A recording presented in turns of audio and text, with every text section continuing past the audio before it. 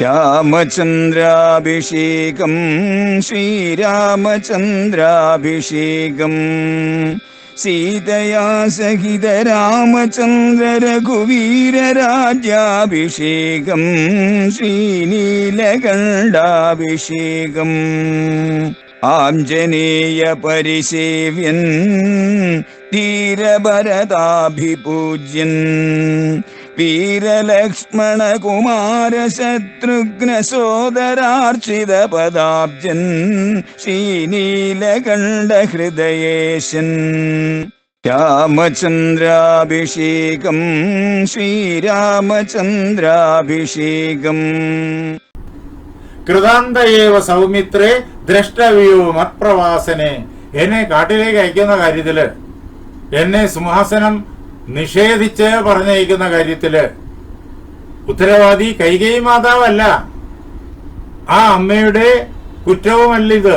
പിന്നെയോ കൃതാന്തയേവ, വിധി തന്നെയാണ്, ഈശ്വരൻ തന്നെയാണ് അതിന്റെ കാരണം എന്ന് അല്ലയോ ലക്ഷ്മണ നീ അറിഞ്ഞുകൊള്ളൂ. ലക്ഷ്മണനോട് രാമൻ പറയാണ്, രാജ്യസ്യ ച വിതീർണസ്യ പുനരേവ നിവർത്തനെ. എനിക്കിതാ കിരീടം ധരിപ്പിച്ച് നൽകാൻ പോകുന്നതായ ഈ രാജ്യം അതിന് തൊട്ടുമുമ്പുള്ളതായ നിമിഷത്തില് എന്റെ കയ്യിൽ നിന്ന് നഷ്ടപ്പെടുത്തുന്നതും കൈകൈയല്ല, പിന്നെയോ അത് കൃതാന്തൻ തന്നെയാണ്, അത് ഈശ്വരൻ തന്നെയാണ് എന്ന് മനസ്സിലാക്കിക്കൊള്ളൂ. ലക്ഷ്മണനോട് രാമൻ പറയുന്നു. ഇവിടെ ഭൗതികമായ അർത്ഥം ആണ് മുഖ്യമായും പറഞ്ഞു പോകുന്നത്. ഭൗതികമായ അർത്ഥം ഒന്ന് സൂചിപ്പിച്ചതിനോടൊപ്പം ഉള്ളിലേക്ക് കൂടി ഒന്ന് കടക്കുകയാണ് ഒരു നിമിഷം. ആധ്യാത്മികമായ തലത്തിൽ, ദൈവികമായ തലത്തിലേക്കും. ഞാനിങ്ങനെ കാനനത്തിലേക്ക് പോകുന്നത് കൈകേയി മാതാവിന്റെ ആഗ്രഹം, അവരുടെ സ്വാർത്ഥത കൊണ്ടല്ല, പിന്നെയോ ഈശ്വരനാണ് കാരണം. മഹാവിഷ്ണുവിന്റെ പ്രതിജ്ഞ രാമായണത്തിന്റെ തുടക്കത്തില് ദേവന്മാരോടും ബ്രഹ്മാവിനോടും മഹാദേവനോടും വിഷ്ണു പറഞ്ഞ ആ വാക്ക്, അദ്ദേഹത്തിന്റെ നിശ്ചയം എന്താ? രാവണ സംഹാരത്തിനായിട്ട് ഞാൻ അവതരിച്ചു കൊള്ളാം. രാവണന്റെ ഉപദ്രവം മൂലം നിവൃത്തിയില്ലാതെ വന്നപ്പോഴേക്കും ദേവന്മാര് പരാതിയുമായിട്ട് ചെന്നതാണ് ബ്രഹ്മാവിന്റെ അടുത്ത്. പിന്നെ അവിടെ നിന്നിട്ട് ബ്രഹ്മാവ് അവരെയും കൂട്ടി ശിവന്റെ സമീപത്ത്, അവിടെ നിന്നിട്ട് അവരെല്ലാവരും കൂടി ചേർന്ന് വിഷ്ണുവിന്റെ സമീപത്ത്. അപ്പോ അദ്ദേഹം പുരുഷ സൂക്തത്താൽ തന്നെ സ്തുതിക്കുന്ന ബ്രഹ്മാവിന്റെ മുന്നിൽ പ്രത്യക്ഷപ്പെട്ടിട്ട് താൻ ദശരഥന് പുത്രനായിട്ട് രാമനായിട്ട് അവതരിക്കാം എന്ന് പറയുന്നു. അപ്പോ അത് നടക്കണമെന്നുണ്ടെങ്കിൽ രാമാവതാരം രാവണ നിഗ്രഹത്തിനാണ്, അത് അതിലെ പ്രധാനപ്പെട്ട ഒരു കാര്യം. പിന്നെയോ അനേക ലക്ഷം ലക്ഷ്യങ്ങളുണ്ട് രാമാവതാരത്തിന്. അതിൽ കുറെ 1000 ലക്ഷ്യങ്ങൾ രാമായണത്തിനകത്ത് കാണിച്ചു തന്നിട്ടുമുണ്ട്. ബാക്കി എല്ലാം പറയാൻ പറ്റൂല, എങ്കിൽ അനേകം രാമായണങ്ങൾ എഴുതേണ്ടി വരും. ഇത്രയും കൊണ്ട് തന്നെ രാമൻ ആരെന്നും രാമൻ അവതാര പുരുഷനാണെന്നും ഒക്കെ നമുക്ക് വ്യക്തമായും മനസ്സിലാക്കാൻ സാധിക്കും. അങ്ങനെ കൃതാന്തനാണ് ഇതിന് കാരണം എന്ന് പറയുമ്പോൾ ആ അർത്ഥം സാധാരണ ആളുകൾ പറയുന്ന പോലെ ഇതെന്റെ തലയിലെഴുത്താണ് എന്നുള്ള അർത്ഥത്തിലല്ല. സാധാരണ എല്ലാവരും പറയുമ്പോഴേക്കും അതിനകത്ത് ഒരു പരിദേവനമുണ്ട്, ഒരു ദുഃഖത്തിന്റെ ലാഞ്ചനയുണ്ട്. ചിലരിലാണെങ്കിൽ ഉത്കടമായ ദുഃഖത്തിന്റെ അതിപ്രസരവുമുണ്ട്. ഇതൊന്നുമില്ല, പരിപൂർണമായ ആഹ്ലാദത്തോടു കൂടിയിട്ടാണ് അദ്ദേഹം അവിടെ നിന്നിട്ട് പുറപ്പെടുന്നത്. നമുക്കറിയാം, അത് ഇനിയും അനേകം തുടർ സംഭവങ്ങളിൽ നമ്മൾ തെളിഞ്ഞ് കാണുകയും ചെയ്യും. ഇതിന്റെ കാരണം കൃതാന്തനാണ്, ഭഗവാൻ തന്നെയാണ്. ഭഗവാന്റെ തീരുമാനമാണ് രാവണ സംഹാരം.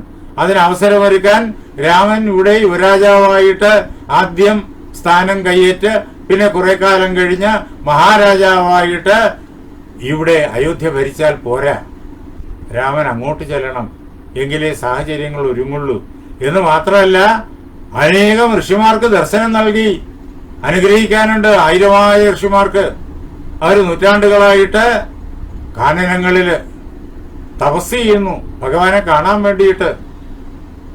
ശബരി ഉൾപ്പെടെയുള്ള ഋഷിമാര് തപസ് ചെയ്യുന്നു. ദണ്ഡകാരണ്യത്തിലാണെങ്കിൽ അനേക ലക്ഷം ഋഷിമാരാണ് തപസ് ചെയ്യുന്നത്. അവർക്കൊക്കെ ദർശനം വരണം. നിർഗുണ നിരാകാര ബ്രഹ്മം സഗുണസാകാരമായിട്ട് മനുഷ്യരൂപത്തില് അയോധ്യയില് ദശരഥന പുത്രനായിട്ട് വരുമ്പോ നേരിട്ട് അവർക്ക് കണ്ട് അദ്ദേഹത്തോട് കാര്യങ്ങളെല്ലാം സംസാരിച്ച് ആ അനുഗ്രഹം നേരിട്ട് കൈപ്പറ്റി ആത്മമോക്ഷം അവർക്ക് നേടണം. അതെല്ലാം കൊടുക്കാനാ വരവ്. പിന്നെയോ എത്രയോ രാക്ഷസന്മാര്, അവരും പരമാത്മാവ് തന്നെ, അവരുടെ ഉള്ളിലിരിക്കുന്നതും പരമാത്മാവ് തന്നെ, യാതൊരു സംശയവും വേണ്ട. പരമാത്മാവല്ലാതെ ഒന്നും, എല്ലാത്തിന്റെയും ഉള്ളിൽ വേറൊരു പദാർത്ഥവും ഇല്ല എന്നറിഞ്ഞുകൊള്ളണം. സകല പദാർത്ഥങ്ങൾക്കുള്ളിലും ജീവനുള്ളതാകലും ജീവനില്ലാത്തതാകലും അതിന്റെ ഉള്ളിൽ ഇരിക്കുന്ന പരമാത്മാവ് തന്നെയാണ്. അജ്ഞാനം വർദ്ധിച്ചു വരുമ്പോഴേക്കും രാക്ഷസി സ്വഭാവം പ്രകടമാകുന്നു. അത്രയുള്ളൂ. അതിനെ അജ്ഞാനത്തെ ദൂരീകരിച്ചിട്ട് ജ്ഞാനത്തെ വർദ്ധിപ്പിക്കാതെ മാത്രമേ വേണ്ടൂ. രാമന്റെ അമ്പ് കൊണ്ടാണ് അത്തരക്കാരിൽ അജ്ഞാനത്തെ ദൂരീകരിക്കുന്നത്. അതേ അവർക്ക് മനസ്സിലാകൂ. അതുകൊണ്ട് അതാണ് വിരാധൻ, കബന്ധൻ തുടങ്ങിയ അനേകം രാക്ഷസന്മാർ. ഖരദൂഷണ ത്രിശിരാക്കളും 14,000 രാക്ഷസന്മാരും, നേരത്തെ മാരീച സുബാഹുക്കളും അനേകായിരം രാക്ഷസന്മാരും നേരത്തെ രാമന്റെ അമ്പിന് ശരവ്യമായി തീർന്നു, താടക ഉൾപ്പെടെ. അപ്പൊ ഇങ്ങനെ ആ ദണ്ഡകാരണത്തിൽ വസിച്ചിട്ട് അദ്ദേഹത്തിന് രാക്ഷസന്മാർക്ക് മുക്തി കൊടുക്കേണ്ടതുണ്ട്. രാമന്റെ അമ്പേറ്റ് മരിച്ചവരാരും നരകത്തിൽ പോയിട്ടില്ല എന്ന് എന്റെ ഗുരുനാഥനായ ജഗദ്ഗുരു സ്വാമി സത്യാനന്ദ സരസ്വതി തൃപാദങ്ങൾ എത്രയോ 1000 തവണ അദ്ദേഹം പ്ലാറ്റ്ഫോമിൽ നിന്ന് പ്രസംഗിച്ചിട്ടുണ്ട്. കേട്ടിട്ടുള്ള ആളുകളാണ് ഇത് കേട്ടുകൊണ്ടിരിക്കുന്നതിൽ അധികം പേര്. അങ്ങനെ രാമന്റെ അമ്പേറ്റ് വീഴുന്നവരെല്ലാവരും അവരുടെ പാപം തീർന്നിട്ട് ദിവ്യശരീരികളായി അന്തരീക്ഷത്തിൽ നിന്ന് രാമനെ സ്തുതിക്കുന്നതൊക്കെ നമുക്ക് കാണാൻ കഴിയും. വിശേഷിച്ചും അധ്യാത്മരാമായണത്തിൽ. വാൽമീകി രാമായണത്തിൽ അതെല്ലാം അധ്യാത്മരാമായണത്തിൽ എന്ന പോലെ വാച്യമായി പറയില്ല, പക്ഷെ ഇതേപോലെ വ്യംഗ്യമായി പറയും. ഇവിടെ എന്താ വ്യംഗ്യമായി പറഞ്ഞിരിക്കുന്നത്? എന്നെ കാനനത്തിലേക്ക് അയക്കുന്നതും എനിക്ക് സിംഹാസനം നിഷേധിക്കുന്നതും കൈകേയിയല്ല, വിനയ കൃതാന്തനാണ്, ദൈവമാണ് എന്ന് മനസ്സിലാക്കിക്കൊള്ളണം.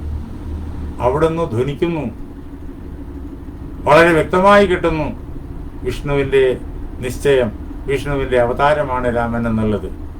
ആ വിഷ്ണു പരമാത്മാവ് തന്നെയാണ്, നിർഗുണ നിരാകാര ബ്രഹ്മമാണ്.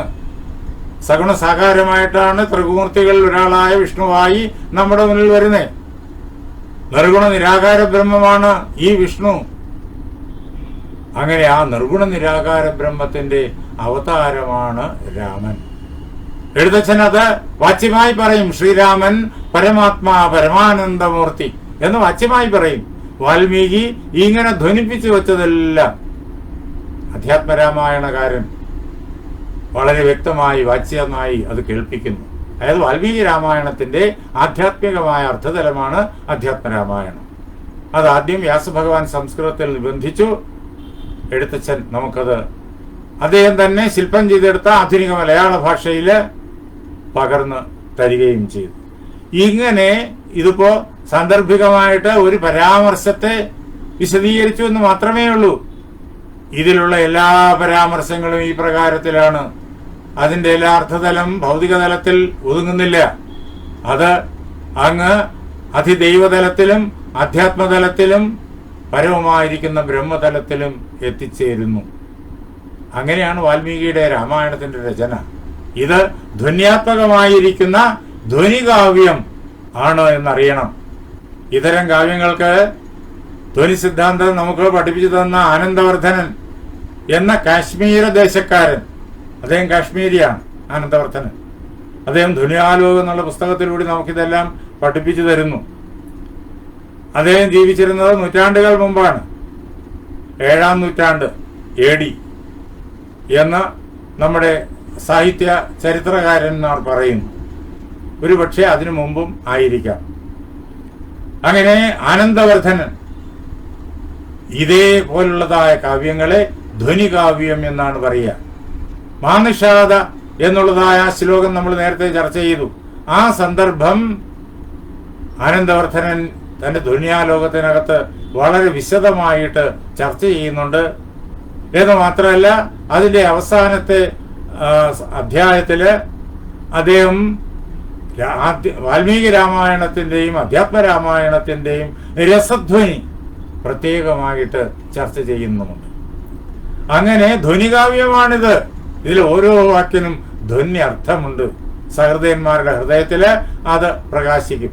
അല്പം വേദാന്തജ്ഞാനം ഉണ്ടെങ്കിൽ വളരെ വേഗത്തിൽ തെളിഞ്ഞു കിട്ടുകയും ചെയ്യും. അങ്ങനെ ഇതിനെല്ലാം കാരണം ഈശ്വര നിശ്ചയമാണ്, കൃതാന്തനാണ്, ഈശ്വര നിശ്ചയമാണ് എന്ന് അറിഞ്ഞുകൊള്ളണം. കൈകേയ പ്രതിപത്തർഹി കഥം സ്യാൻ മമവേദനെ യതി തസ്യാന ഭാവോയം കൃതാന്ത വിഹിതോ ഭവേത്. കൈകേയിക്ക് എന്നോട് എത്രമാത്രം സ്നേഹം ഉണ്ടായിരുന്നു എന്ന് എനിക്ക് നന്നായി അറിയാം. അല്ലയോ ലക്ഷ്മണ, നിനക്ക് നന്നായി അറിയും. ബാല്യം തൊട്ട് ഇന്നേ വരെ, ഏതാനും നിമിഷം മുമ്പ് വരെയുള്ളതായ നമ്മുടെ അനുഭവം വളരെ വ്യക്തമാണ്. അങ്ങനെ ഇത്രയേറെ സ്നേഹം നമ്മിൽ വാരിക്കോരിച്ചൊരിഞ്ഞ ആ അമ്മ ഇങ്ങനെ എന്നെ കാനനത്തിലിട്ട് ക്ലേശിപ്പിക്കുവാൻ മുതിരുമോ? ഒരിക്കലും മുതിരില്ല. ഇത്ര ഭയങ്കരമായ മാറ്റം ആ അമ്മയുടെ ഹൃദയത്തില് ഒരു നിമിഷം കൊണ്ട് എങ്ങനെ വന്നു ചേർന്നു? ആകെ ഒരൊറ്റ കാരണേ ഉള്ളൂ. എന്താ കാരണം? കൃതാന്ത വിഹിതോ ഭവേത്. അത് കൃതാന്തൻ തന്നെ ചെയ്തതാണ്, ഈശ്വരൻ തന്നെ ചെയ്തതാണ്. കാലസ്വരൂപനായിരിക്കുന്ന ഈശ്വരൻ ചെയ്തതാണ്. അദ്ദേഹമാണ് ആ അമ്മയുടെ മനസ്സില്, അങ്ങേയറ്റം സ്നേഹപൂർണമായ ആ മനസ്സില്, സാത്വികമായിരിക്കുന്ന ആ മനസ്സില് ഈ പ്രകാരത്തിലുള്ള ചിന്തയെ ഉൽപ്പാദിപ്പിച്ചത്. അദ്ദേഹത്തിന്റെ കയ്യിലിരിക്കുന്ന ചട്ടുകം ആയി പോകുന്നു ജീവരാശികൾ. അങ്ങനെയാണ് ആ അമ്മ ഇങ്ങനെ എന്നെ കാനനത്തിലേക്ക് അയക്കണം എന്ന് നിർബന്ധപൂർവകമായ അച്ഛനോട് ആവശ്യപ്പെടുന്നത്. അതല്ലാതെ ആ അമ്മയുടെ സ്വാർത്ഥതയല്ല, അമ്മയുടെ കുറ്റമല്ല എന്നല്ലയോ ലക്ഷ്മണ, നീ തിരിച്ചറിഞ്ഞുകൊള്ളണം. ഇത് കൗസല്യയ്ക്കും നല്ലൊരു വിശദീകരണമാണ്. നമുക്കെല്ലാവർക്കും ശ്രീരാമചന്ദ്ര മഹാപ്രഭു നൽകുന്ന നല്ല ധർമ്മ വ്യാഖ്യാനമാണ് എന്ന് നാം മനസ്സിലാക്കിക്കൊള്ളണം. അല്ലയോ ലക്ഷ്മണ, ജാനാസിഹി യഥാ സൗമ്യ ന മാതൃഷു മമാന്തരം. നിനക്കറിയാമല്ലോ അല്ലയോ കുഞ്ഞെ സൗമ്യ, അല്ലയോ കുഞ്ഞെ നിനക്കറിയാമല്ലോ. 2 ദിവസത്തെ പ്രായക്കുറവില്ല ലക്ഷ്മണന്. പക്ഷെ രാമനെ സംബന്ധിച്ചിടത്തോളം ലക്ഷ്മണൻ കുഞ്ഞു തന്നെയാണ്. പിതാവ് എങ്ങനെയാണോ പുത്രനിൽ വാത്സല്യം ചൊരിയുന്നത്, അതേ പ്രകാരത്തിലാണ് രാമൻ തന്റെ അനുജനില് വാത്സല്യം ചൊരിയുന്നത്. ഭരതനിലും അങ്ങനെ തന്നെ, ശത്രുഘ്നിലും അങ്ങനെ തന്നെ.